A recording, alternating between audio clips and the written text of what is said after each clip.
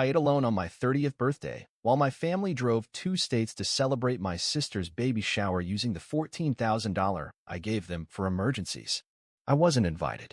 When I asked why, she said, "You were accidentally left off the list of 61 people." I didn't argue.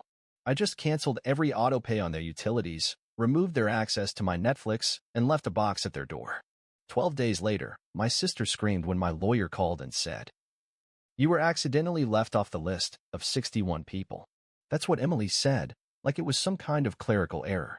Like my name had just slipped off, wedged somewhere between Aunt Tricia gluten-free and +1 TBD. I didn't yell. I didn't beg. I didn't even reply. I just looked at the screen, stared at the bubble with her message in it, then set my phone down and stared at the untouched plate of food in front of me. It was my birthday. 30. A milestone. I ate cold takeout alone on the couch while my family toasted Emily's baby with champagne 2 states away, using the $14,000 I gave them last spring. For emergencies. The emergency, apparently, was that my sister didn't want to have her shower in a park. She wanted a vineyard. With catering. And a photo booth. Your name wasn't on the spreadsheet, she'd added in the second message, as if that explained anything. It was just an honest mistake. Sure. And I guess the part where they didn't even call or text to say happy birthday was a glitch too. I didn't respond to that one either. I just quietly logged into the utility account and canceled the autopay on their electric, water, and internet bills. Then I logged into Netflix, removed all their profiles, changed the password. The next morning, I boxed up a bunch of mail bills, expired coupons, an old sweater my mom left at my place, and left it on their front porch with a post-it note. Return to sender. I didn't write anything else. Didn't include a card or a threat or a clever quote. Just a box. A symbol. 12 days later, my lawyer called. Said my sister screamed when she answered the phone. Something about, how could he, and this is going too far. He just asked, calmly, would you like to proceed with the formal dispute? I said yes. But this story didn't start on my birthday. It didn't even start with the money. It started months ago, with a phone call from my dad and a favor that felt small at the time. One more sacrifice. One more, you're the responsible one. I should have seen it coming. Because in my family, love is conditional. And silence is the currency you pay to stay in good standing. But I was done paying. I didn't start counting favors until I realized they were counting dollars. See, that $14,000 I gave them? It wasn't a gift. It wasn't even a loan. It was a lifeline for them. Not that they'd ever say thank you. No. My dad called it responsible family planning. My mom called it helping out while things are tight. Emily? She just called it finally some relief. It started after their roof caved in, or so they said. Dad called me in April, voice rough and panicked. Water's coming through the drywall. I don't even know what to do. We can't afford a new roof right now. If it spreads, we might have to leave the house. My gut twisted. I hated that part of me that still wanted to protect them. They'd been dropping hints for months, late notices, broken fridge, missed prescriptions. So I wired the money. $14,000. Told them to use it wisely. I never asked for it back. I just asked them to keep me in the loop. 2 months later, I saw a Facebook post. Emily in a custom satin dress, standing under a balloon arch that said, Mommy-to-be. My parents were beaming. There were string lights, floral walls, a dessert cart shaped like a pram. Location tagged, Chateau Elon Vineyards. One of the most expensive venues in the state. And there it was. The caption. So grateful for the best family a girl could ask for, thank you for making this shower unforgettable. My name? Not mentioned. I felt sick. The next morning, I called Mom. I saw the post. I didn't realize you guys had planned something big for the shower. She hesitated. Oh, honey, I thought Emily told you. It kind of came together last minute. You invited 60 people. Well, 61. And not one of those names was mine? Silence. Then, too casually. Emily handled the list. Maybe it just slipped her mind. That was the day I stopped answering calls from them. But it wasn't the day things exploded. That came later, when I found out where the rest of the money went. Because they hadn't just used it on the vineyard and catering. They used it to lease Emily a car. Not just any car. A white Lexus UX with a vanity plate, Mama-to-be. I found out from one of her Instagram reels. She spun in front of it with that awful filter that adds fake freckles and sparkles. The caption said, Surprise from the best parents ever, I'm in love. Best parents ever. I stared at that screen for 10 minutes before I finally closed the app. I didn't cry. I didn't shout. I just sat in the dark, surrounded by receipts and screenshots, and realized the truth. They never saw me as part of the family. I was just the banker. But the final slap? It came in the group chat. It was my cousin Rachel who sent a message. Emily told us your birthday got moved? Thought you were out of town. Then a reply from Emily. Mayo, he said he wanted a quiet one this year. Who celebrates 30 anyway? The group lit up with laughing emojis. Aunt Trish chimed in. Always so dramatic. Even as a kid. Dad dropped a gif of a clown holding a balloon. I left the chat. Quietly. Without a word. But I screenshotted everything. 2 days later, a PayPal notification pinged my phone. My parents tried to use my account again. $179.23. A grocery delivery to their house. I canceled it. Immediately. Then I called the utility companies and removed my billing information. Then I went to Netflix. Gone. HBO Max gone. Hulu. Gone. They had nothing in their names. And still, not one of them called me to ask why. Instead, Emily posted this to her Instagram story. Funny how people change once you stop depending on them. Stay grateful. Stay real. She tagged our mom. That night, I made a folder on my desktop. Evidence, family fraud. I wasn't even sure what I'd do with it yet. Until I got an email. It was from a collection agency. Apparently, my name was still attached to an old phone plan I thought I'd closed. The balance was over $600. Past due. The number? Registered to Emily. I called the agency and confirmed it.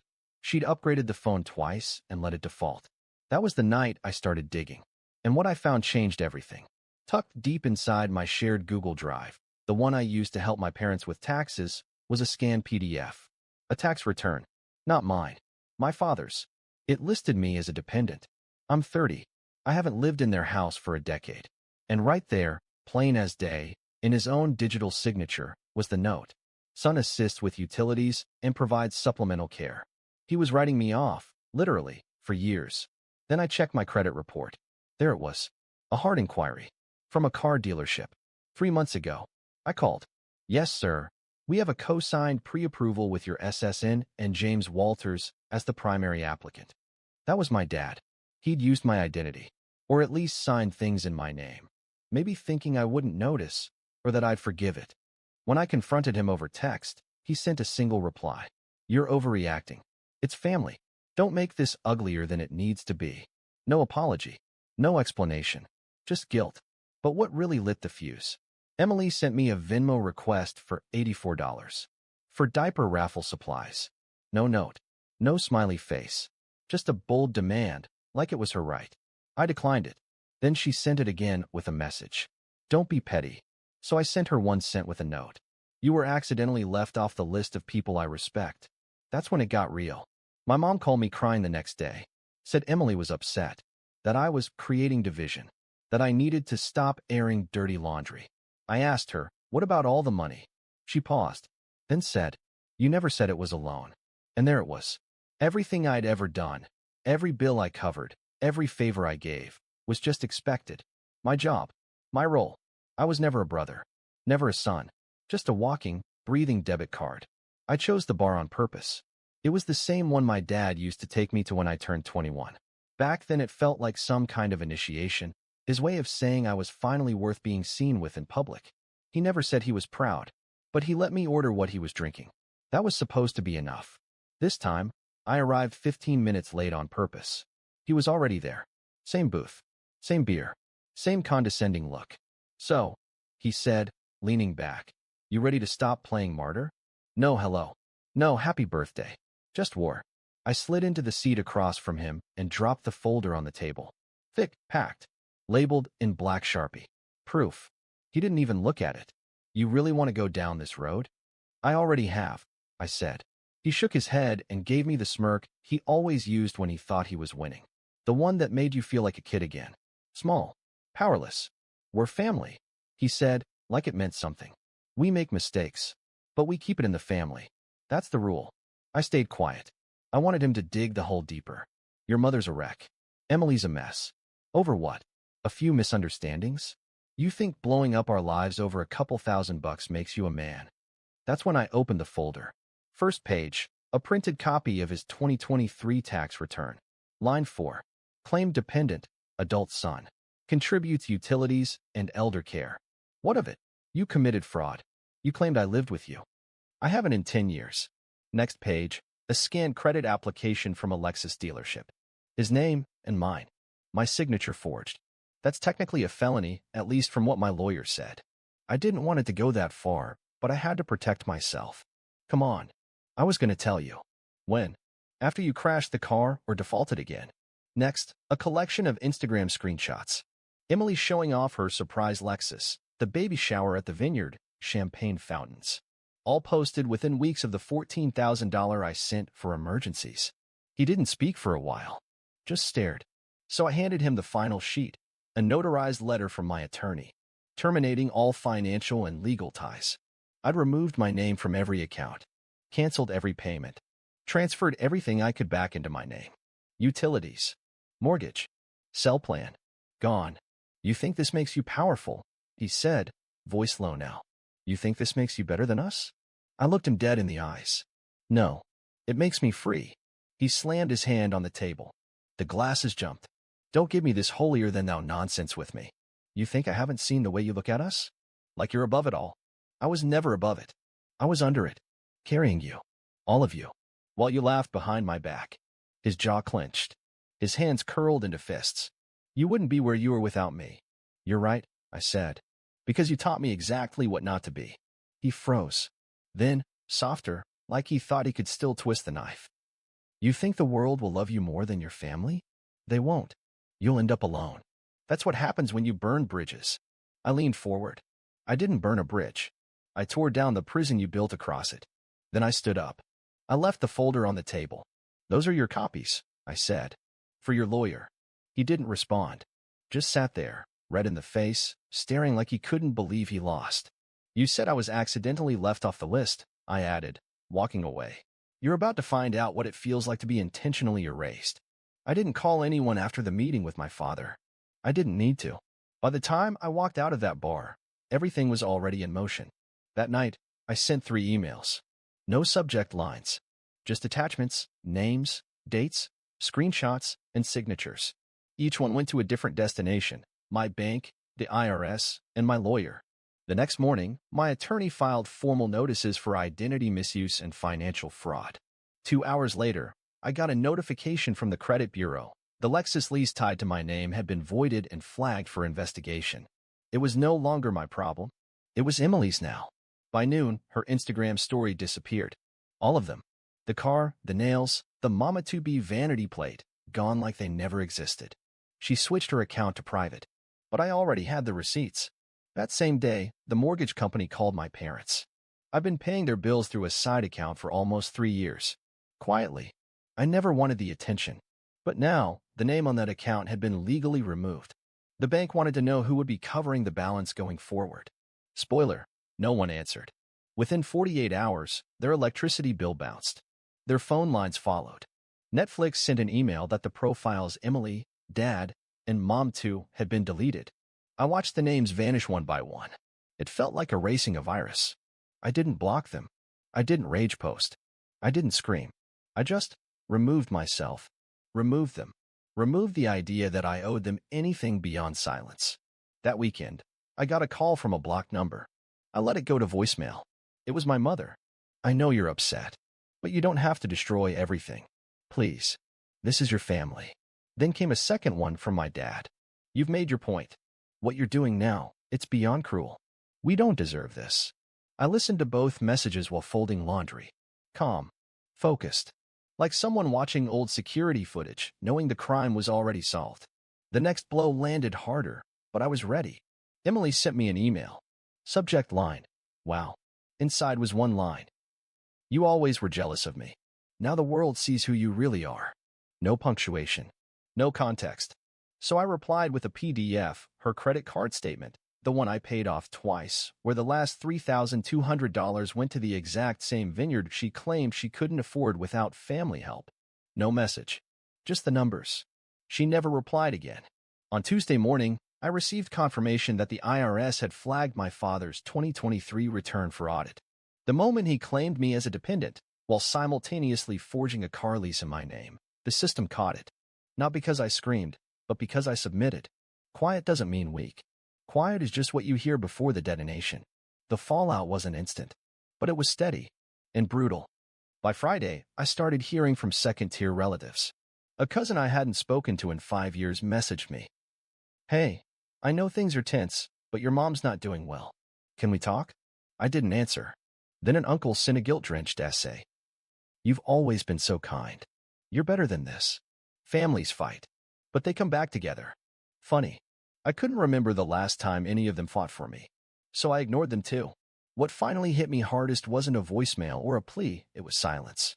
They stopped trying. Just stopped. No more calls. No more emails. The family chat stayed dead. My birthday had come and gone. And for the first time in my adult life, I didn't get a single late apology, belated meme, or half-hearted, "hope you're well." And that was fine.